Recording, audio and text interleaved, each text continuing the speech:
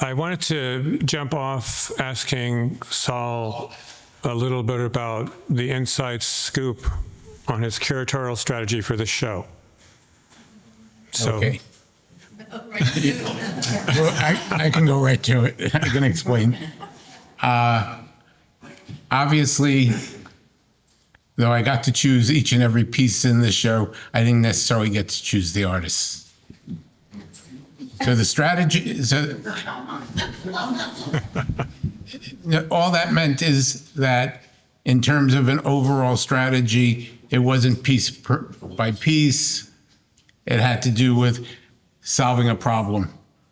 I had a great amount of diversity. It was not a theme show, except members.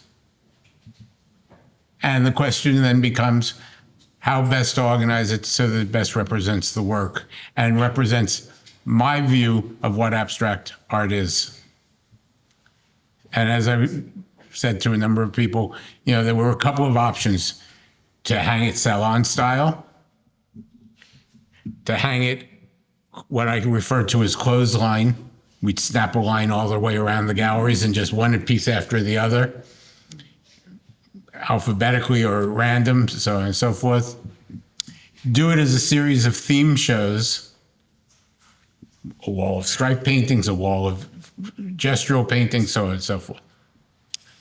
Or deal with it in terms of my view of abstract painting, abstract art, as being incredibly diverse, and that by allowing it to remain diverse, group diverse works together so that there'd be that the work would have internal dialogues. So basically it was given the amount of work that's in the show, 88 pieces if I'm not mistaken, the realization was it had to be two-tier. I would pair works left and right, top tier, and then a second lower tier. And that created the fours that make up this show. Right? So it's more of a scientific, or maybe even mathematical relation than an aesthetic relation. Well, no, given that I've spent a lot of time making the pairings, it is an aesthetic relation. The choice to do it this way, to deal with it as if it were an index, is where the scientific comes in. The notion that of similarity and difference. What do these things have in common? How does this show define, literally, if you take a look at the whole show, how does it define abstract art and contemporary abstract art? As a series of diverse strategies, as a couple of different histories, different approaches to materiality, different approaches to composition, so on and so forth. And through that, the idea that we get an aggregate definition rather than a priori definition. I think it really helps for people, unlike the group here, who aren't really familiar with abstraction, because or abstract work, because they look at it and they just think it's one group, like still life or landscape. And within abstract, though, there are so many variations on that. And I think that's kind of what you're addressing. And I think it's really helpful for people that aren't familiar with people who work in an abstract mode to understand the different conversations or the different conversation that surrounds each work. Yes. And also that each artist in the show, I think it's really important to note that everybody has a long timeline of their own, which may be very different from everybody else, which I think is something, I think it used to be more of a collective approach when people were thinking about abstract, and now it's a very singular and individual approach. I think it's the inverse, actually, that once was very diverse. There was competition, there was critical combat, there were things that people took to be at stake. And these days, I meet artists and I ask them what they do, and they say, I'm an abstract painter. And I go, I have no idea what you do. I think we're saying the same thing though, because I think that by collective I meant that everybody was moving along, exploring the the project of abstract work together in a way, and looking at each other's moves, critically, admiringly, respectfully, in whatever way. But now it's much more like that people are looking at those moves in terms of their own unique work or their own unique path, their journey, rather than the journey of the group. I think there's always been people who paint sensibility, and that there are other people who paint conceptually or systemically, who don't necessarily see their work as personal, but as very, very public. I think, going all the way back to the 1908 or 1912, when do we attribute Kandinsky making the first abstract painting that isn't an abstraction? All at the same time, we get Kandinsky, we get Malevich, we get Mondrian, so on and so forth. These artists all overlap. They're all bringing something, in quotes, personal to it, but the work's not personal. Well, there's also confusion of terms, like when you talk about abstraction in a kind of colloquial way, and then you talk about the history of abstraction in art, right? So I looked at your curatorial as a way to solve the problem of making a universal statement about abstraction. And the way that I saw you do that is making sets. So I looked at it as kind of a set theory curatorial.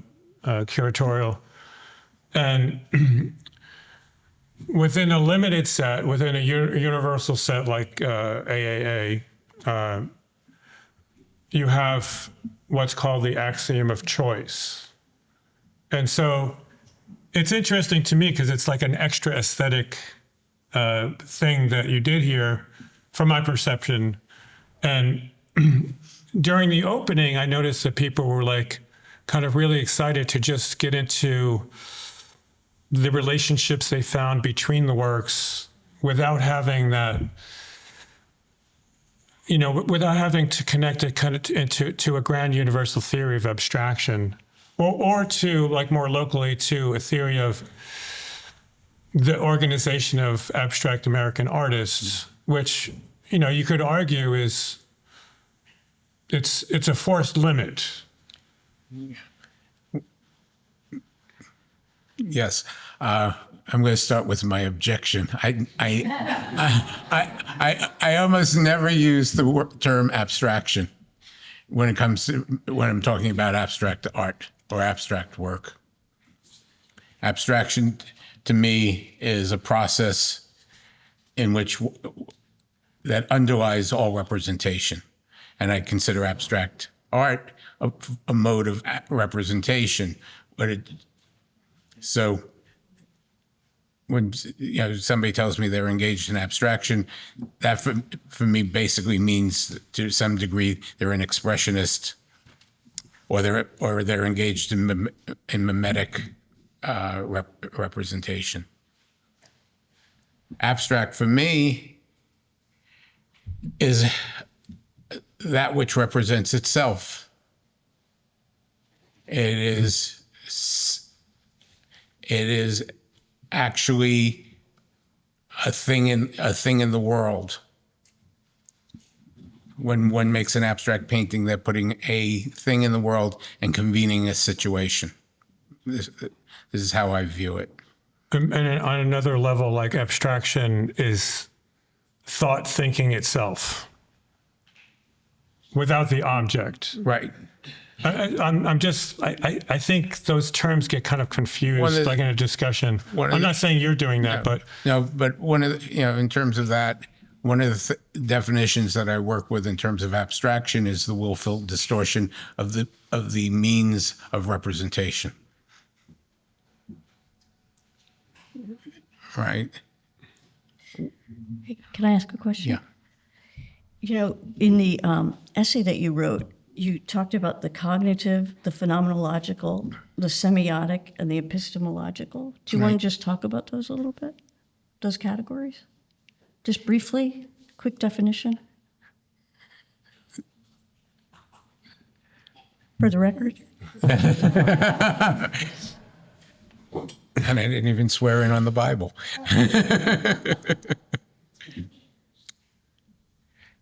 Okay, cognitive. We could probably all agree that that has to do with what Tom is saying about the thinking. You know, work that is rooted in ideas and more thoughtful. No, cognition for me is the state after perception. It's how one organizes what they've experienced. Okay. And phenomenological would be materials oriented? No, it's experience oriented. It's what we experience. It's be it materiality or so on and so forth, but how our experiences are organized, or how, in the case of abstract painting, how an abstract painting organizes our experience of it. well, you know, from my perspective, in order to get a relief from thought thinking itself, you have an object that you're encountering, you know, with a painting or a sculpture, you're encountering an object. So it's a paradoxical object because, well, with a painting, for instance, it's a picture and a thing simultaneously, right? So it doesn't really have a claim to like a pure thought thinking itself. It's impure in the fact that it's phenomenologically grounded. Right. Right. And that's what you're talking about, like the experience. Right. But And that's what makes it really interesting. I mean, let's say every abstract painting, if we keep it to abstract painting, has all four of those components at play. It's not one or the other. It's very Jungian, actually. God forbid. But, you know, the thing that I think about when I looked at this, I think we talked about this the other day, was I think you're missing the emotionality, that part. And then you had an explanation for that, which was that the cognitive and the emotionality of it are on the sliding scale, right? And so all abstract painting or abstract work has some, and I think, but it's not just the emotionality, they all have some quantity of those elements. I would add emotionality. You add it, you think of it differently. I think emotionality is built into the training, our cognitive training, our epistemal training, our semantical training, so on and so forth. Different cultures, different emotions, different cues to those emotions. And then in the case of what we're talking about here is whose emotion are we talking about? also, like, you know, I offered a questionnaire to the members prior to this, just for doing some research, and one of the questions I asked was, how did you, like, what was the process of, or what did you think of this distinction between expressionist art and more constructivist art? And it was interesting, the responses I got. Some of the responses I got were that constructivist art takes more planning, right? And then you know, I mean, the cliche would be the expressionist is just, you know, pure emotion. And I think it's wrong on both counts, right? Because I think a lot of what happens with abstract art is there's a kind of acceptance of chance with both idioms, as far as I'm concerned, both idioms, I just speak for myself actually, but in my work, there's a lot of chance involved. It's not, I really don't plan them out, But on the surface, the cliches on the surface look that way. It looks like, the expressionist painter just had a moment. And we know that's not true, right? Yeah. What we're dealing with in terms of that, what dealing with is the difference between what the artist does and what the artist makes. And what the viewer sees. What? I think in what the viewer sees. And what Or and the viewer's thinks or comprehension. feels. Yeah. Yeah. The viewer's comprehension. Right. Right? So, different types of preparation, different types of working out of different premises, so on and so forth,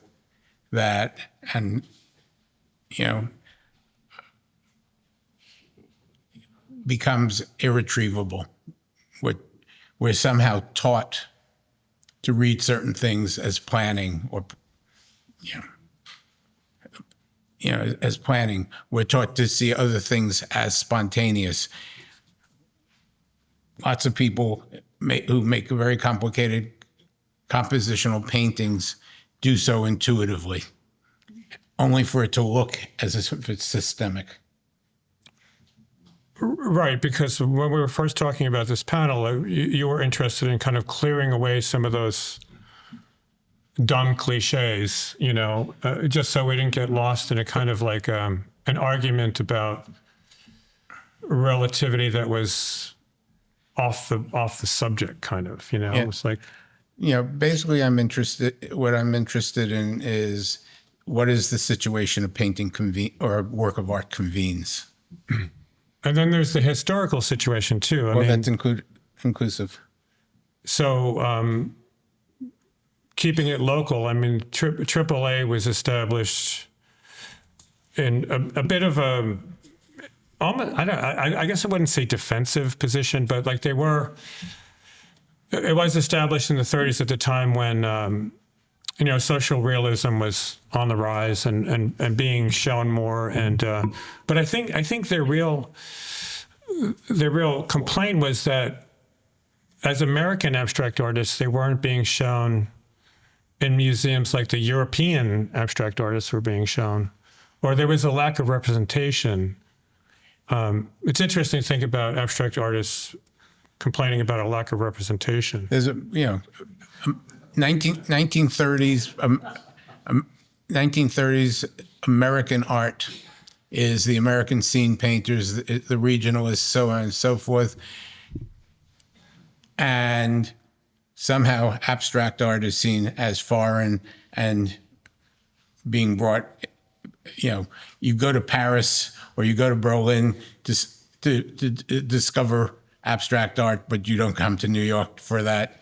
Therefore, if you want to be an American abstract painter, you might as well go to Europe.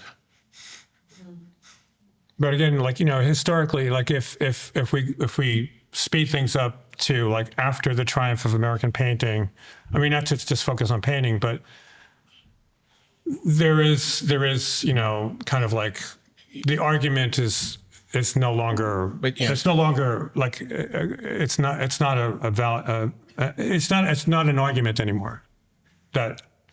No, because, right? Because the myth of the triumph of American abstract art is seemingly the destruction of the European avant-garde. Well, that's one thing, right? Yeah. I'm just trying to because we were talking about also historical discourses and bringing it up to the present, what's the relevance? What's the relevance of American abstract art now, right? I mean, I think it's an interesting question. Once again, when we met at my place, I talked about how, the American tradition, or the tradition in the United States, which is this exclusionary tradition in which one thing displaces another. In Europe, you can be third, fourth generation an artist working in a certain tradition, third or fourth generation, and as long as you're contributing to the tradition, your work is considered valid and contemporary.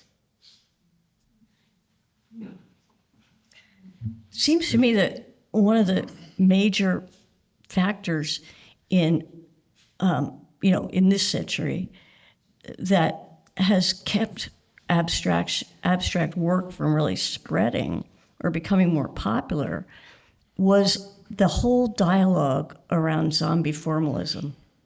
I think back, it was in 2009, Raphael Rubenstein wrote the piece on provisional painting that was in Art in America, I think it was. And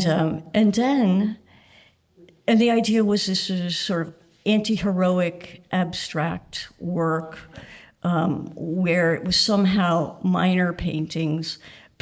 Artists were trying to create minor paintings that were actually received as major paintings. And there was kind of a punk idea about it. And by 2014, Walter Robinson, who was a writer and critic and of course painter himself, who painted, he was from the pictures generation. Yep. And he, painted scenes of things that he desired, from drugs, hot dogs, hamburgers, not hot dogs, hamburgers, women, buxom women and so forth. And his whole project was about desire. And he would make paintings of things he wanted. And then he was also very interested in, what other people wanted. And remember his Instagram feed, he would always go around and write nice little snips about people's shows, and then he would always say how much the piece cost. And, so he was very, very interested in how the money relates to what people want, right? And so his piece on zombie formalism came out when the auctions, the people at auction, the collectors, were paying a fortune for these abstract paintings, made very process-oriented, made by 20-year-olds who were just out of school. And they were snapping them up, and then they were flipping them. The collectors were flipping them and, selling them for a huge amount of money. And the whole dialogue around that somehow, rather than let these young abstract artists continue on their path, it basically, the name zombie formalism was so pejorative that it kind of made abstract work seem worthless in a way. But by that time, the abstract had been represented as bankrupt already, and basically both in terms of what Raphael in terms of provisional painting and Walter in terms of zombie abstraction were in a funny way describing the same sort of postmodern ironic approach to abstract art, because the critical debate and the critical dialogue around abstract art had basically reified into some sort of anti-Greenbergian formalist rant, and on the other hand, a postmodern one in which we were to return to the image. Well, I think that, those painters read about provisional painting in grad school or undergrad, wherever they were, and they were sort of thinking about that. And this whole idea of, not trying too hard, sort of offhand approach to making work, not thinking about making a masterpiece. I think that the paintings that those young artists were making were very much inspired by that. But the thing was, it was like the dog that caught the car, right?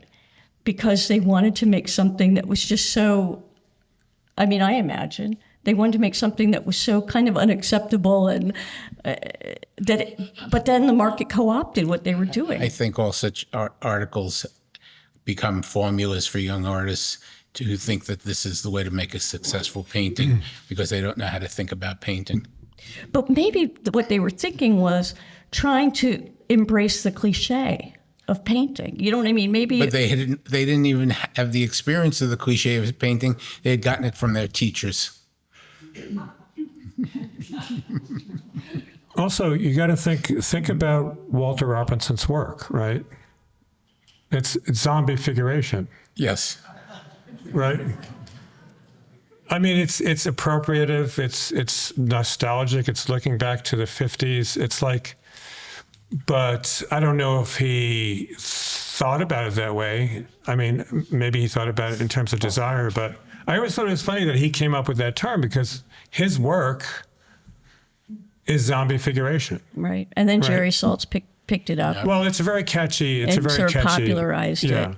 And it just really turned people off to new forms of abstraction or new conversations around abstraction. But I do- beyond the cliche, for instance. I do think the zombie idea is interesting, though. When you're talking about cliche and you're talking about, like, the exhausted idiom of abstraction. I'm not saying it's an exhausted idiom. I'm just saying, like, in the discourse, those artists were seen as kind of at the the endpoint exhaustion.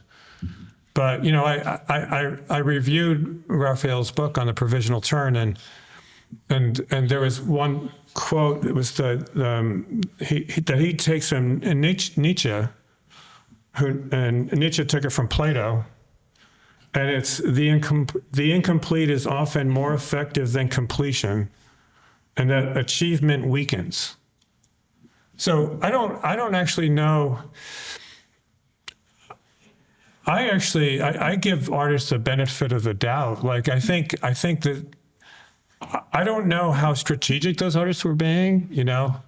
I do think that sometimes society picks artists that are kind of like maybe illustrative of the moment, and maybe the moment that was being illustrated was that exhaustion or a kind of a cynicism. But I think that was projected on the artists. I don't necessarily think that was the artists. They weren't like critical artists. I mean, you could critique their images as wan, as kind of lacking energy, but I don't think they were critiquing anything, I don't think they were trying to critique formalism by being zombies, The zombie aspect of it wasn't there. It wasn't the artist's doing. It was Walter's doing. Exactly. And then picked up by the market. The artists themselves were just trying to make ironic abstract art in terms of the notion that abstract art, they had been taught more or less that abstract art was exhausted and that all you could do is be, in terms of making an abstract work, is be ironic about it. But sorry, go ahead. And that abstract art could be broken down into a couple of gestures.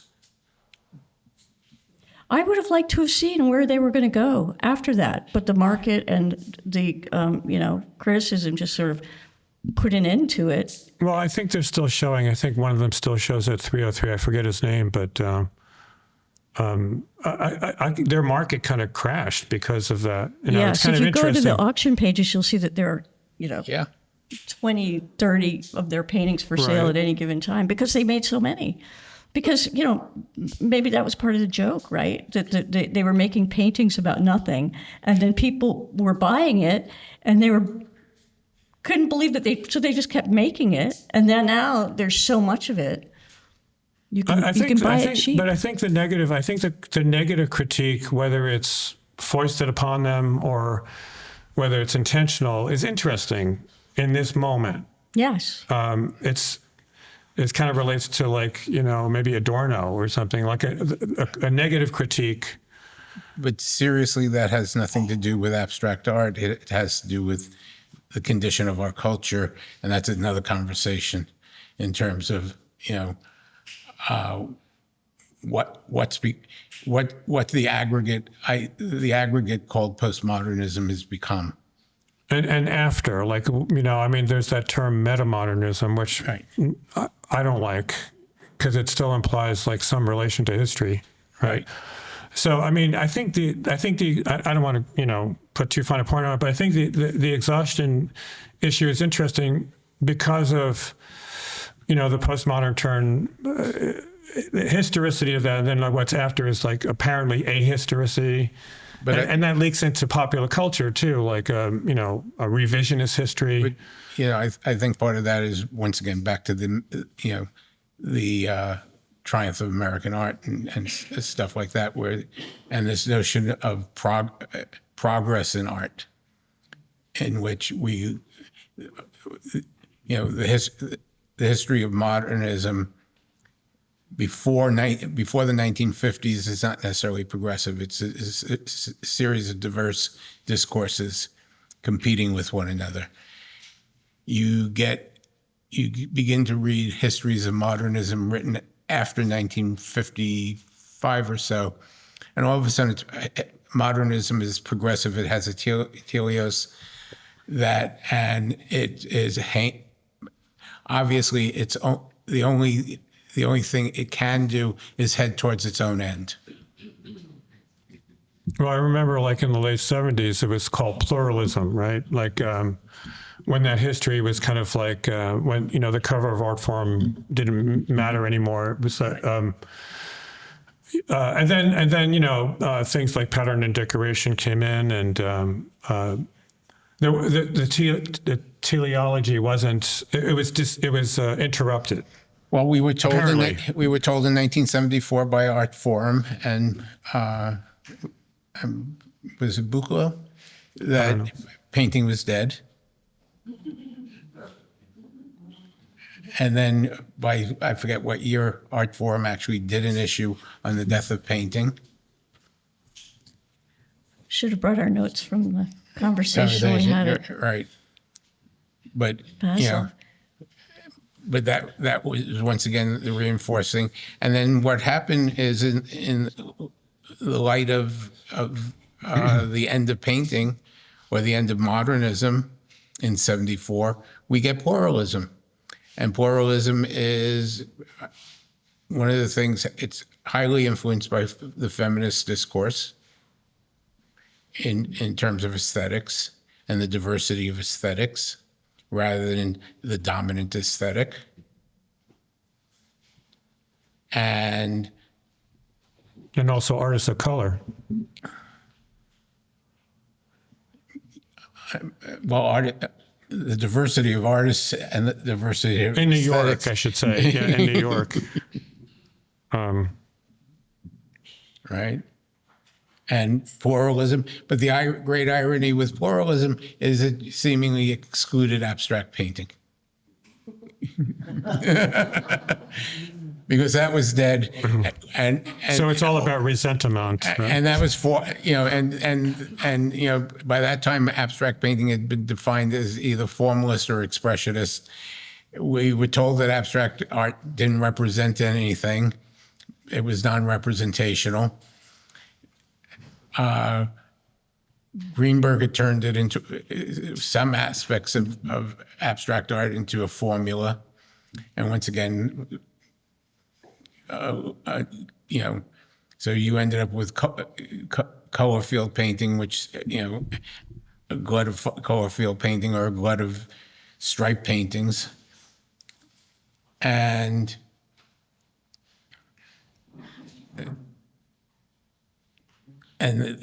then you had conceptual art, and this all ended up in the art schools. The interesting thing about Greenberg is like he didn't really follow through on his formalism, right? Like he kind of pulled his punches. He became like kind of an arbiter of the universal good or something, or taste. And I think that's the formalism that people resent. It's like that's the limit, the social limit, and he would call all other art minor or Right. minor. Right. But this ties to a certain degree, the triumph of Clement Greenberg is the triumph of American art.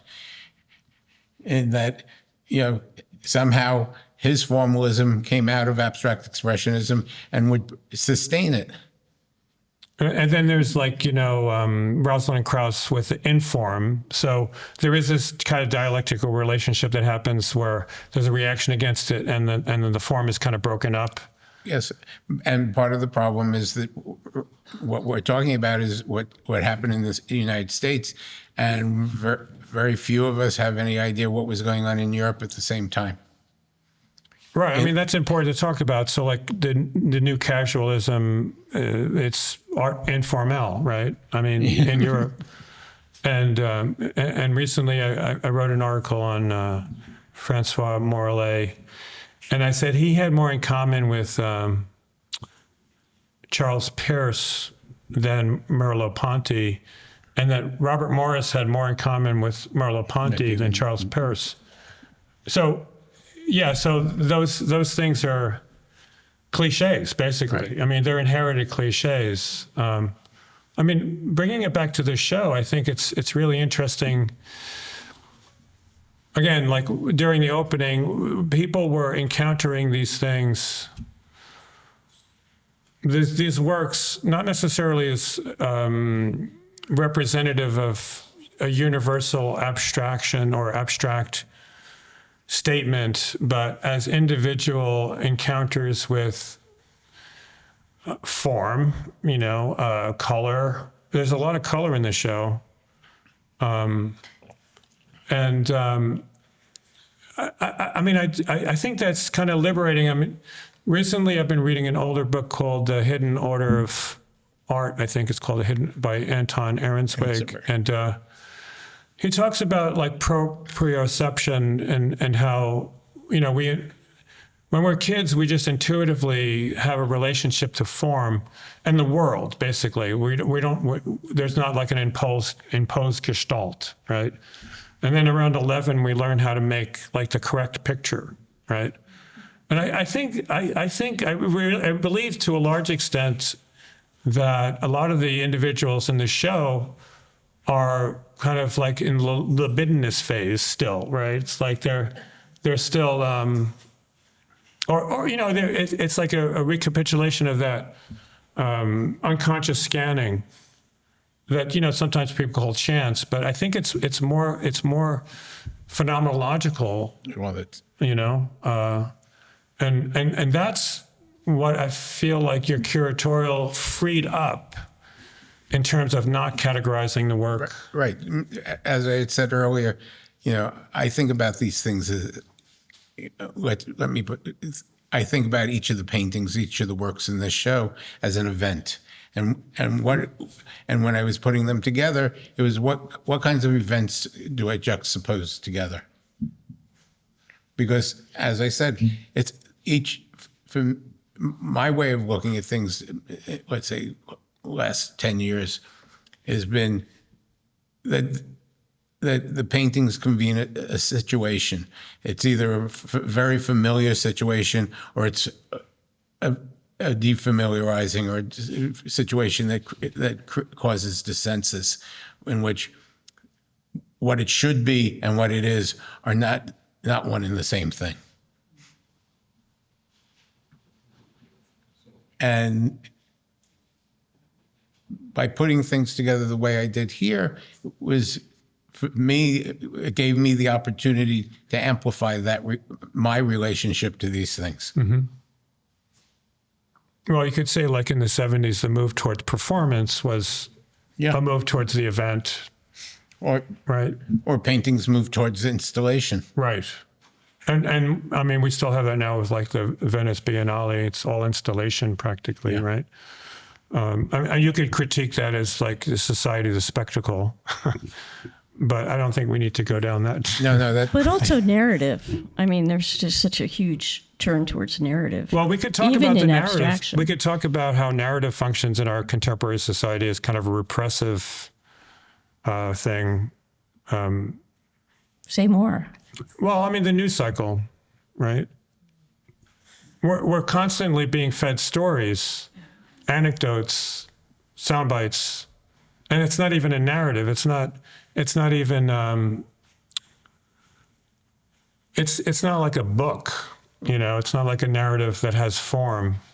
It's formless. It's formless narrative, and it serves a repressive society, I think, in terms of not having a claim on form that can be interpolated. You know, if we want to look at the condition, you know, and that's possibly another panel, the condition of mimetic painting. It's the paintings don't tell the story. They're captioned because very few artists. The only artist I can think of that significantly knows how to construct a narrative painting is Carrie James Marshall. Well, he's so aware of history. He's so aware of the history of painting, Well, like Robert Colescott, you know. but he also understands the painting's made up of multiple strategies rather than just it being imagistic or Right. an icon. But, you know, with regards to what I was saying before, there's Anna Kornbluth is a really interesting, she's a literary critic. I think she's in Chicago, and she's critiqued like this immediacy culture where, you know, we're being fed like narratives and images, like, you know, ad nauseum. And she has this great quote where she argues for form, you know. So this is maybe a definition of formalism, you know, oublier Greenberg, right?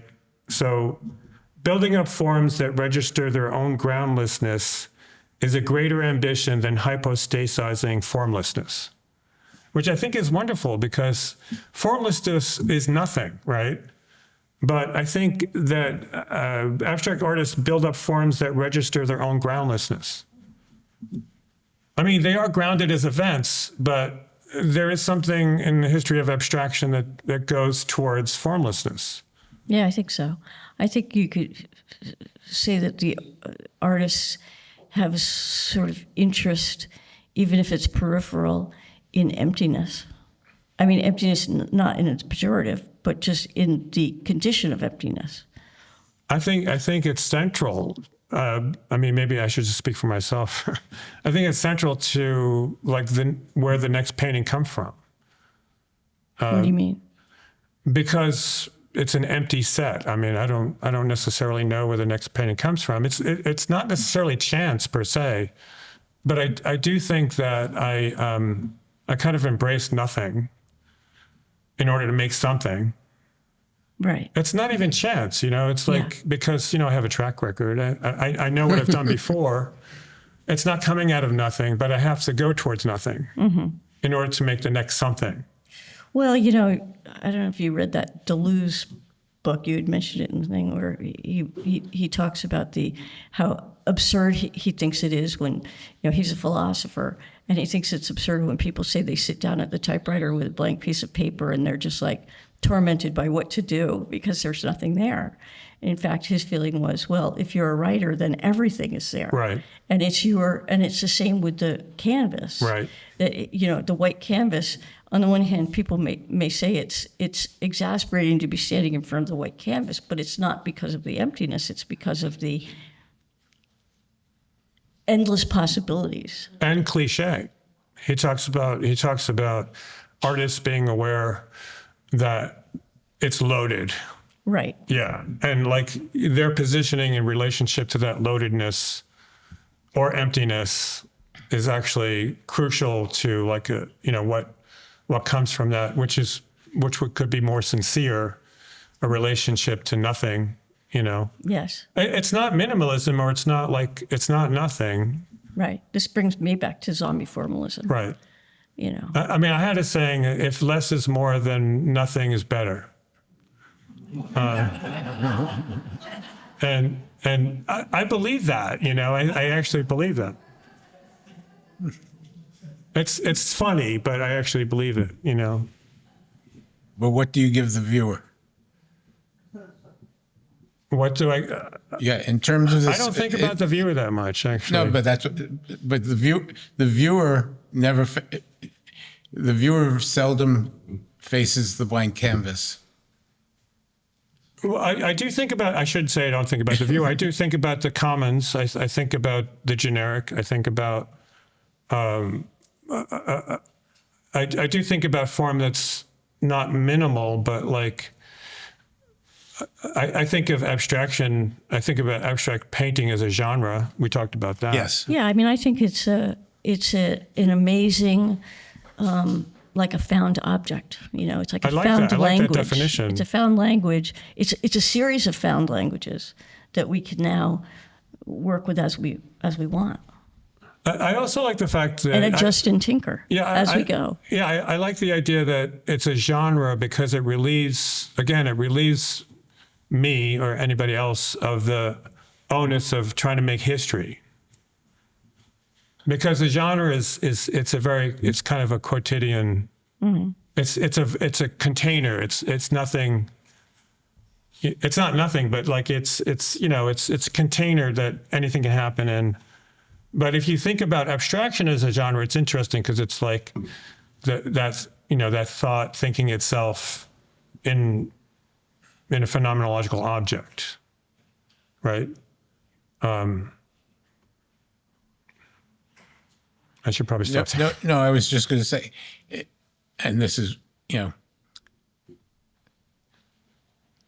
of you are artist critics. I'm the only one here who actually dropped the artist part, right?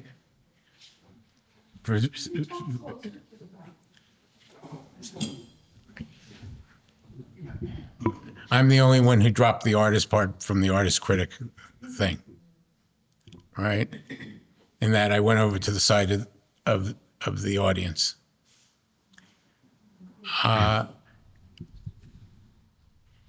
I very seldom deal with the intentionality of the artist because I don't believe it's communicable.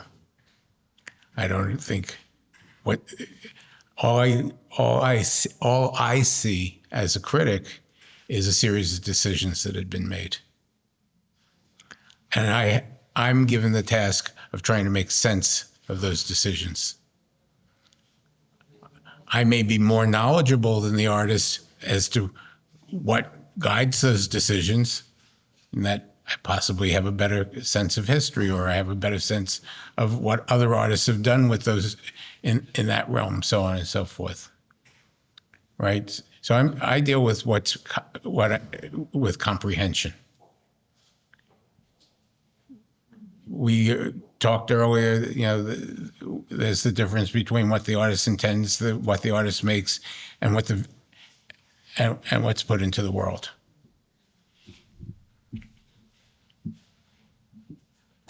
What might be good for the artist isn't necessarily good for the culture. Certain decisions are made. While the two of you speak about, let's say, the postmodern as a type of freedom, I turn around as the critic and take a look at what the postmodern produces and find it having that freedom having an incredibly negative effect on most artists. But I agree with that. When I was quoting Kornbluth about hypostasizing formless, Right. That's what I'm talking about. Right. So we have to talk about, is there a discourse relative, given the subject here, is there a discourse around the abstract? Is the discourse around the abstract merely exhausted, and and we're just engaged in a type of where the cleanup crew. I think it's important. I think it's interesting. I think it's interesting to start from the point of exhaustion. Yeah, but I think it's a circle. Yeah, but I just wish that those 20-something artists had been given a chance to get beyond exhaustion. Do you know what I'm saying? Like all that work.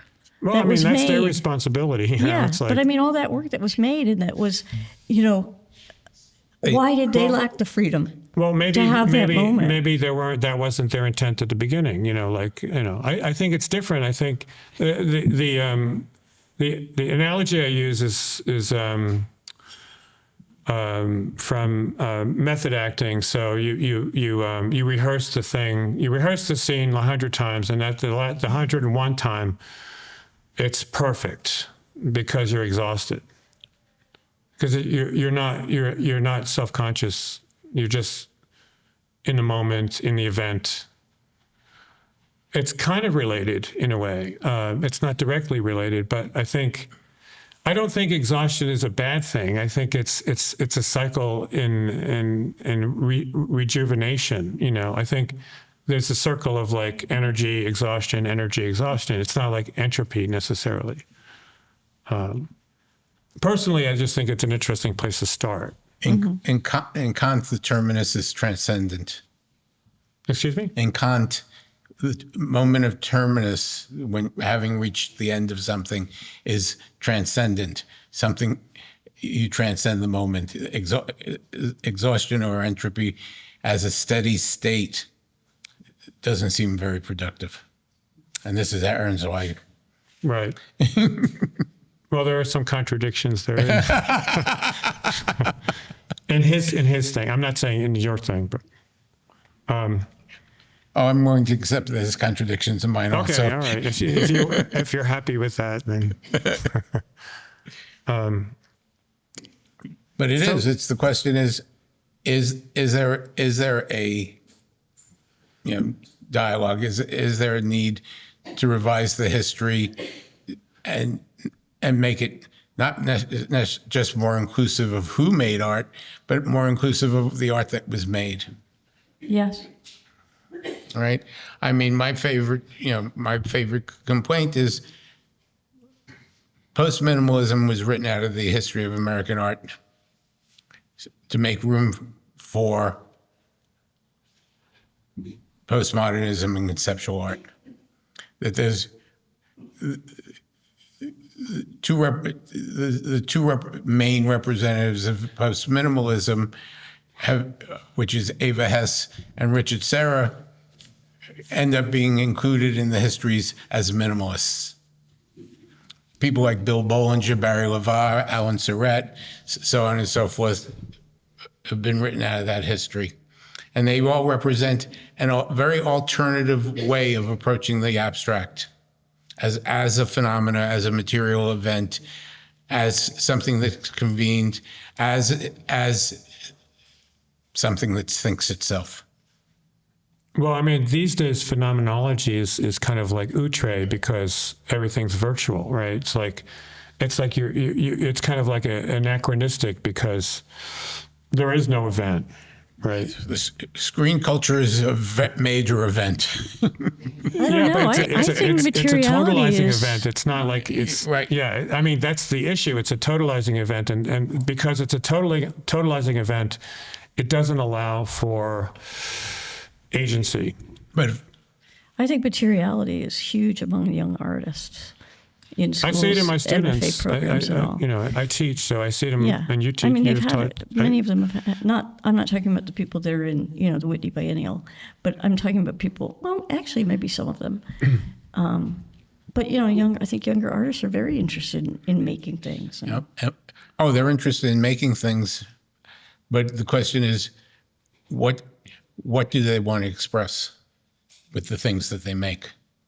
Well, I think that if you make something by hand, a physical thing, then it has a state of nothingness, right? It could have a state of nothingness. It could be empty. But what it could express is just the fact that you're moving from the screen to IRL in real life, which is in itself a statement. I That's think, political. in this time. I think that's political. There's this whole thing about friction too. I don't know if any of you have read anything about that, but like people, turning off and like making their life more difficult, which is like a real luxury problem. But it's called like embracing friction, right? I mean, it's in the pop culture. It's like we're going to embrace friction now. Like it's a Luddite movement, Yeah. But it's weird because it's not even Luddite. It's like I'm going to make my life. I'm going to walk to the grocery store, instead of order it from DoorDash. This is sort of the psychosis that comes from extreme alienation. Yeah, but it comes from a fear of like the disembodied, a lack of agency and disembodied. The lack of agency due to a disembodied state. So is there a way to talk about abstract art in terms of agency? Well, I think the paradox of it being an image and a thing simultaneously inherently speaks to embodiedness. Yeah, no, I just, recently wrote in terms of Paul Pock's work and in terms of writing on your work, that, the notion of the tableau, which takes into that consideration. The American conception was that it was either an object or a picture, but not both simultaneously at one and the same time, and that the picture actually talked about the object, and the object it was the limits of the picture. Right. The interesting thing about Greenberg is he always referred to things as pictures, but his actual thing was like, a picture and a thing. But I think that's what I meant, but he never really followed through on that. I think he came down more on the side of the picture than the thing. But if you go deep into that, like his notion was the thingness of the picture, but in a completely different way, like in a way where he's not maintaining the paradox. I mean, it's interesting to maintain the paradox because that's the real friction. Right. That's the friction. It's both the idea of the thought thinking itself as a friction, and it's like the literal friction, because it's like it's like Frankenstein's. Like it has a life of its own, but like where did that come from, right? Right. So part of the question is, how does that get reintroduced into the dialogue? How does it? Yeah. Like now? Yeah. I think we're doing it right now. People like Rachel Harrison and Rachel Harrison is a good example. Yeah. Gensken, Right. who are very interested in, the object as site for painting and, more. But yeah, I mean, there's a few artists really. I'm blanking on his name. The guy who just had the show, Matthew Marks. The boxes. Gober, right. So he's not as kind of like material as Rachel Harrison, but he's still doing that thing, where the materiality is in tension with the narrative. He's interesting because he does have like kind of a meta narrative, but he gives a lot of attention to the materiality of his work too. So it's in tension. It's not necessarily like completely supported by the narrative. And I mean, there is a lot of work now that's very supported by the narrative, whether it's generated by the artist or generated by the culture. And it tends to be illustrative. yeah, I think there's a lot of, interest in the figure without having the figure, the body, without depicting the figure. That's an interesting idea, actually. Yeah. The body without organs, or the figure without picture. Right. Here comes Kim. I think Kim's decided that. Looking beautiful, Kim. Should we wrap it up? No. I think it's time to open it to the audience. If there are questions from the audience, I'd like to pass the mic around. So we have for the recording? Yes. I just really interested in how you proceeded to deal with 88 artists and create these pairings. It seems pretty amazing that you were able to do it in a way that, to me, looks really interesting, thoughtful. New relationships are formed. Did you, was it? I mean, the process was simple. I had about 400 works to choose from. I agree. So many great artists. You know, What could between go three and wrong? five, Piece of between cake. 3 and 5 people, 3 and 5 pieces per person that to select. So first round was to select the work that I thought best served me. The second round was once it was determined that this is what I was going to be allowed to do, was to set up the pairings and go which things sit well against one another in terms of contrasting or bringing up certain issues of difference and commonality. Then it was the ordering of those pairs, and then an incredible crew of people to install. I just want to add also that there happen to be some excellent artists to choose from. I agree. One of you spoke about the value of the incomplete. And then, Tom, I know you complained about the fact that the news cycle doesn't have narration, it doesn't tell a story. But in fact, the news cycle then becomes a perfect example, doesn't it, of the incomplete? Because we're constantly putting in our own ideas. No, it does, and that's hypostasizing formlessness. But the way they present the news, I mean, the way that they sort of roll out these ideas for the news is very episodic. It's very much like, I'm not the first one to say this, but like episodes of reality TV or something. Okay, today we'll have the plot about, aliens or whatever it is. Yeah. Leotard has this term, which I love, it's systemic revocability, which is really messed up, right? What Right? does- Because what does that mean? it's like you can't even follow the narrative. It folds back on itself. It's not meant to be followed. And then, in the art world, we have these kind of ironclad narratives. It's like, that limit can limit expression. It's the world turns upside down, I mean, you could argue that Trump is the greatest performance artist, a master of events, right? Wanting to be consequential, right?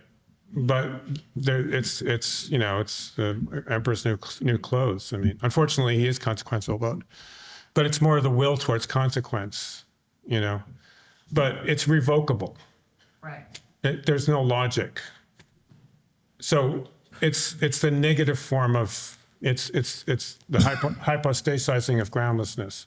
Or just making the point, like there's a positive in abstraction. The groundlessness in abstraction is positive because you're grounding it in forms, right? And things like literal things. We make things. Well, he just makes nothing, or the society at whole makes nothing, it's like, but that's the intent. It's just, Right. it's a different kind of formlessness. It's not all good. All formlessness isn't good, But it is why we stay engaged. It's why we stay hypnotized. Yeah. We can't wait for the revoking, It's like Pavlovian. Yeah, hi. In this discussion, I was really struck about how this concept of zombie formalism eclipsed how much great painting was going on in abstraction at that time period. I came to New York for a year around 2014, 15, on sabbatical. It was before I moved here. And I was so impressed by the abstraction that I saw. I was moved to curate a show at the University of Hawaii Art Gallery on New York abstraction. And what I saw, the places I saw it, like Rob Dudes was in that show, Rico Gatson, Donald Odida was in it. This really innovative abstraction that seemed to be a reaction to postmodernism and a reaction to the narratives of postmodernism. So I'm just wondering about reclaiming the innovation that was really happening then, because I get there's a lot, and there's a lot of hype around the zombie formalist and that small group of artists. But there are all these artists who were kind of breaking into abstraction at this time, whose work has really just taken off. And I guess how that legacy of what really was happening that goes deeper than zombie formalism is reclaimed.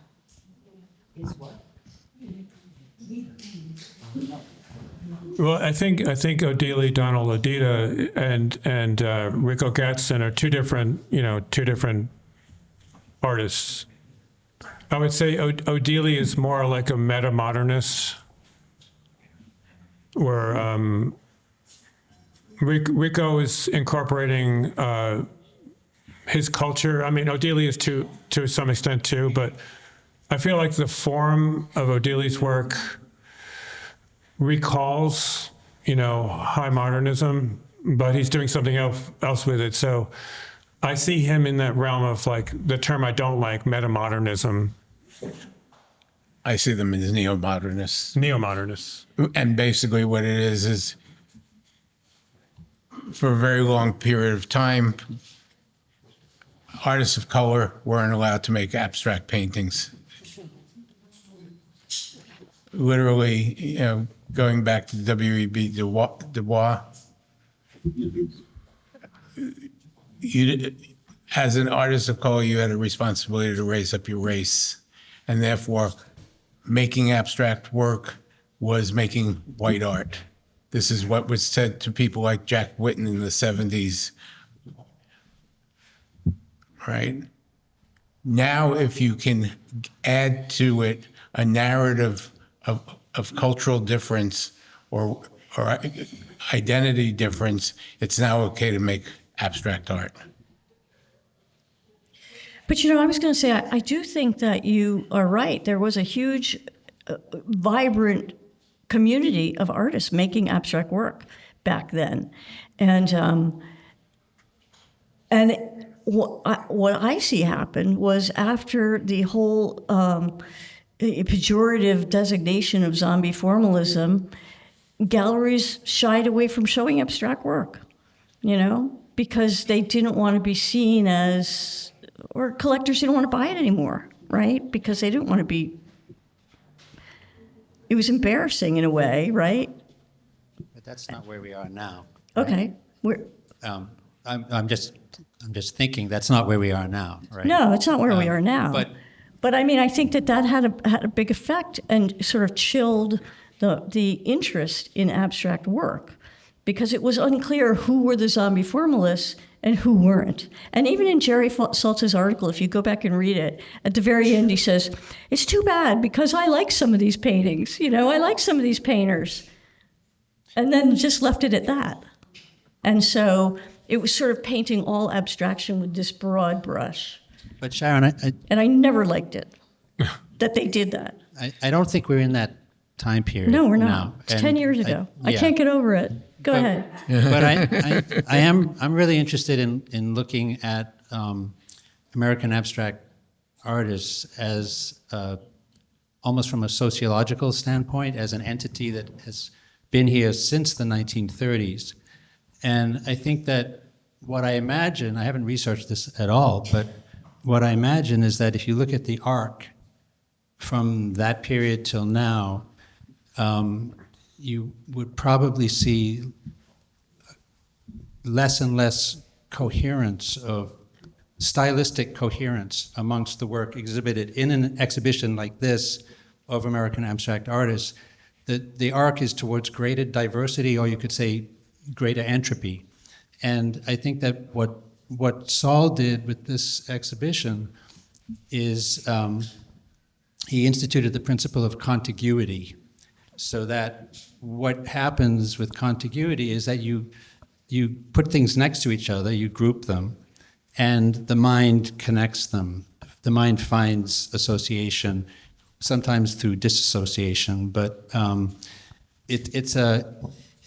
it's a response to the problem of an incredibly diverse array of work. And what I'm really wondering about, which I think has been touched on at different times, like you, Sharon, referred to like a panoply of discourses that could be, I think, found, what do you call it? Not like found object, but found. I don't know, vocabularies. Yeah, or yeah. something. That could be taken from. Roll back the tape. No. Like, so that any artist could like choose this language or that language or another language, and it's a greatly diverse grab bag that anybody can just select from. That's a very interesting historical moment that we're in.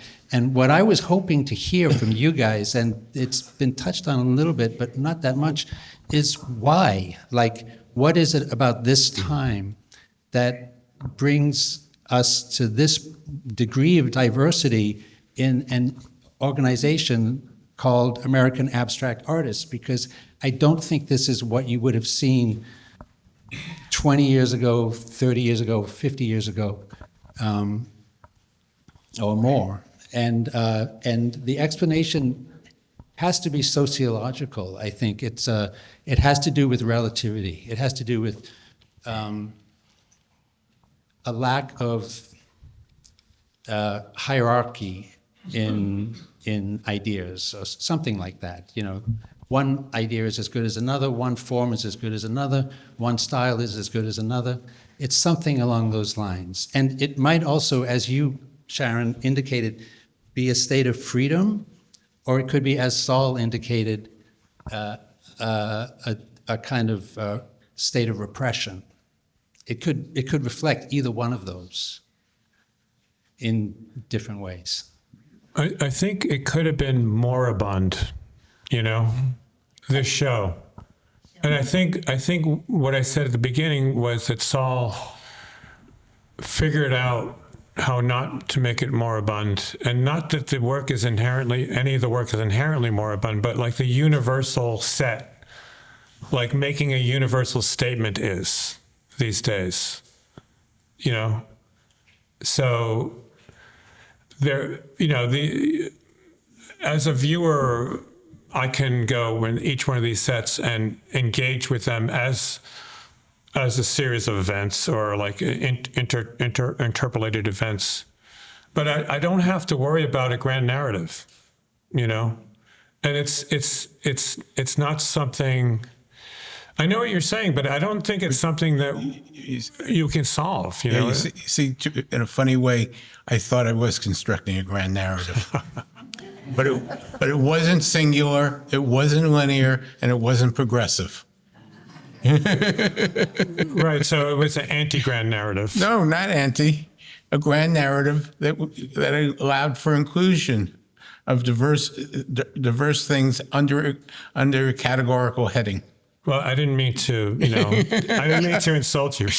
But then also, I think another interesting thing about each of these, you know, art practices, excuse the term, that are represented here by these pieces, within those art practices, they may have used many of the different ready-made languages of abstract work that are available, you know? Like, it doesn't mean that you're always going to use stripes, or you're always going, you know, it may be that the artist picks up the stripes because it conveys something that they're trying to say.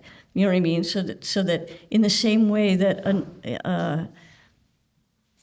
well, I don't, But do you know what I'm saying? Yeah. Once again, one of the other things about this is it's of a generation. There are very few or no young artists in this show. Yes, but we're also abstract natives. Like, we grew up with that abstract work. We weren't developing it on the fly. No, I grew up with it in my parents' house. I didn't grow up with art in my parents' house. We didn't. It wasn't until art, going to school to become a graphic designer, was upward mobility. But it's sort of like the way they always call the kids today digital natives, right? because they grew up on the phone and on social media and so forth. For us, we're like abstract natives. I come into contact with younger artists in their 30s, in their 20s and 30s, who are abstract painters, and that's the culture, to a certain degree, the culture they grew up in, and are striving to try to figure out what they can retrieve from the legacy that they've inherited and what they can do with it. I don't think abstract art is limited to anybody over 50. I think what was interesting in the questionnaires again too, is that not everybody started out as an abstract artist. Like there's often a circuitous journey. I mean, personally, I was reduced to becoming an abstract artist, in a very positive way. Look, I've never made an abstract painting in my life. As an artist, I was a conceptual artist dealing with semiotics and politics.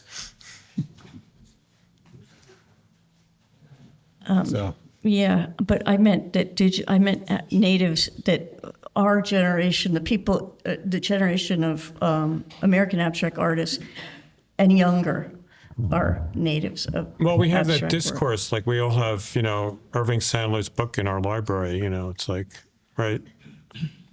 Triumph of American Painting. It's a great book, but it's like how we were taught. Good reproductions. How we were taught. I'm not discounting, him at all, but I'm just saying.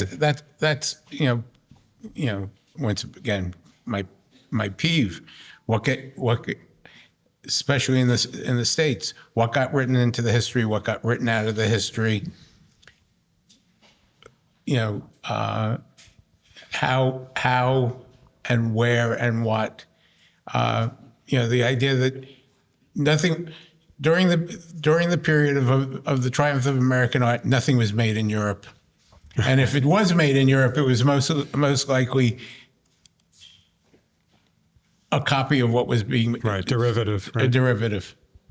So the fact that pop art, the roots of pop art start in Europe, in France, England, and Germany, and England before it puts in an appearance in the United States. Is, they weren't important anyway. You don't really need to know about them. What you need to know is the American version of it. I think we have time for questions. There seems to be so much in the discussion about art history and what is art in general or abstract art that's about a will for hierarchy or a concept of progress. But it seems to me that the crux is, who does the art serve?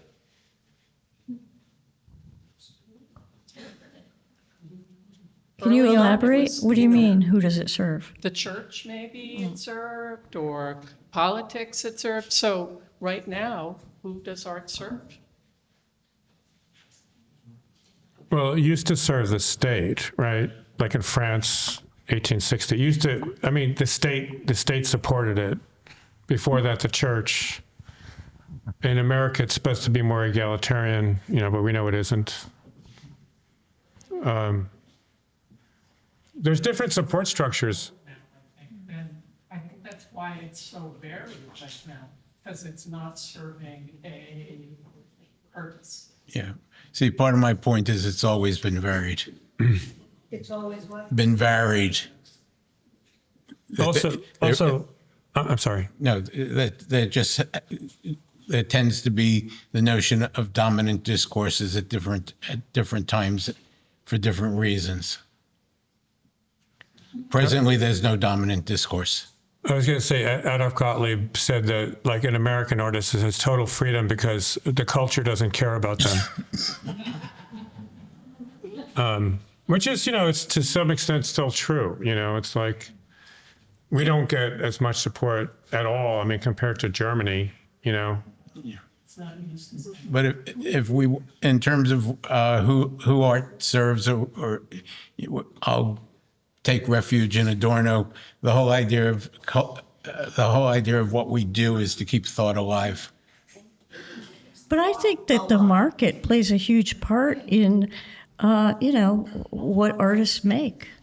But And- not necessarily what becomes the part of the culture. Well, I was going to say that when, the zombie formalism moniker sort of wiped out a generation of abstract painters, that's when the figurative painters came in. And then the market has taken up the figurative painters. And now the figurative painters have all the good stuff, They get they have their paintings bought and sold, and by good stuff, I mean, I suppose you could take that different ways. So I think that it's not quite as free as maybe we like to think it is. Bouguereau was the most successful artist of his time and went for the highest prices. You know who that is? Yes. So, and you know what is sort of his career? What happened? Bouguereau, Yeah. minor artist. Yeah, but isn't his work all in the Frick? There's one in the Frick. Well, there you It's go. considered bad art. It's considered kitsch. It's kitschy. Yeah, but I mean, you don't have control over what's going to happen to your work in history. But what we're living right now, we do have a sense. I mean, are any of the artists here going to be recorded in art history? And do we care? Does it? I mean, I know that that's like the old thing, is that our goal is to be in the major museums somewhere. But we're kind of in a. I mean, as Tom said, the narrative is like unraveling, and we don't even know what the future, whether there will be an art historical future. And What's also, going to happen to all the museums in climate change? In terms of the market, I think that's what Gottlieb's point was. Like, it's like we're being ignored. Let's have fun, Yes. Right. Yeah. In a way, it's the pressure's off. Right. That's an interesting thought. It's true. That's an interesting thought to end on. Sorry. I think we're Thank you, I think we're everybody. out of time here.